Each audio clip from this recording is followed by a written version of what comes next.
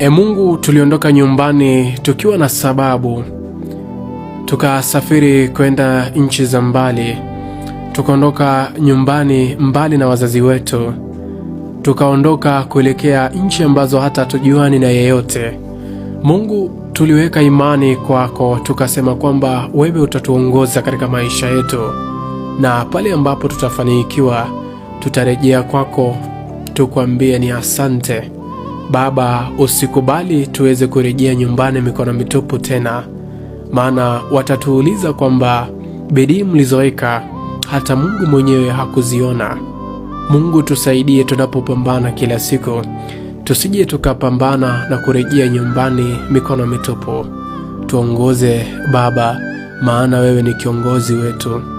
Safari yetu huenda ikawa ngumu, lakini tuna imani kwamba wewe utaifanya kuwa rahisi na utarahisisha kweli kweli.